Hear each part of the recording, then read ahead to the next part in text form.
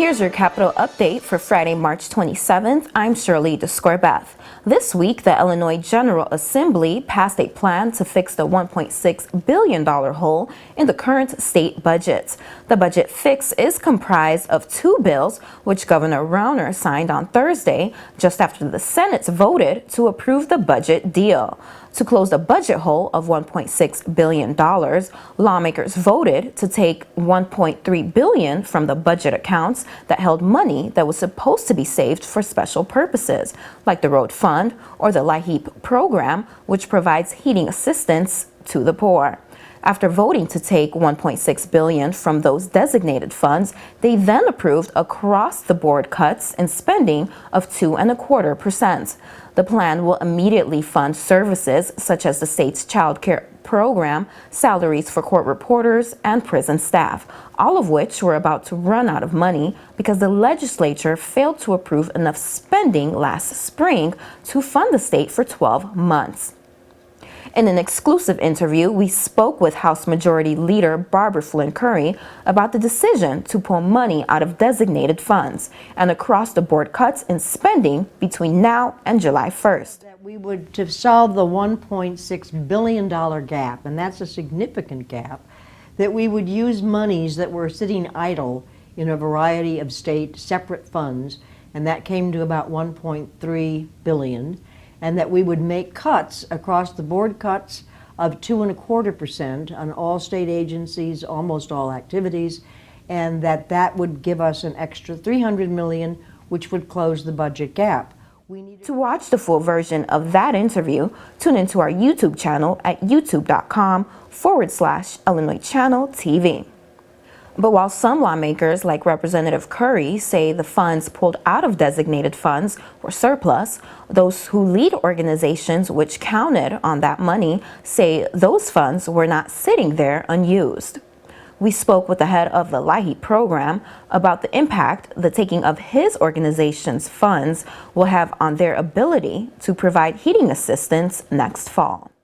We don't get our federal funding until later on in November. So because we have state money, it allows us to begin the program in September by serving seniors, households with disabilities, children under the age of 6, because we don't have our federal funding at that point in time. And so we have to set aside some funds in order for us to be able to start the heating season with adequate resources for us to do that. But if you eliminate that, then we're not going to be able to start our program until later on in November. Which would be, in some respects, maybe a little late. In the wake of the governor signing the budget deal into law on Friday, Illinois Comptroller Leslie Munger says she will expedite payments to child care providers, many of whom have waited more than 6 weeks without payments from the states. Now that the current budget crisis is resolved, the focus will be on creating a budget for fiscal year 2016, which starts July 1st. That budget deficit is currently projected to be $6 billion. We talked to SIU President Randy Dunn about his concern budget cuts will have on the university and the Southern Illinois economy. And people, to some degree, take for granted that the university does this work. This is beyond that core of teaching, learning, and research. And what I'm afraid is going to happen if we can't staunch the cuts that have been proposed is that hundreds of thousands of people in this state are going to look around, because it's not true just for SIU. Think about the U of I and our other state schools. Our citizens are going to look around to what all of us are doing in supporting the region and the state, and see us get out of this work and wonder what on earth happened and where their universities went. And what worries me so about that is that we'll never get it back. Also this week, Attorney General Lisa Madigan testified at the House General Appropriation Committee. Madigan had some record-breaking news to deliver about 2014.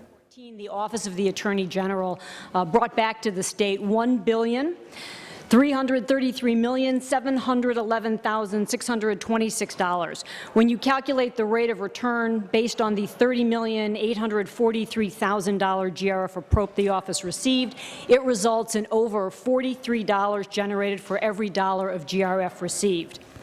Also this week, there was a rally at the Capitol on Wednesday calling for the closure of state institutions that house the developmentally disabled. Advocates say they're better off living in group homes, and this will save Illinois over $400 million a year. We spend $428 million to keep people locked up in antiquated state institutions. The very same type of support that you can do in the community costs about $53,000 per year. You can serve 4.5 people in the community versus one person in the institution.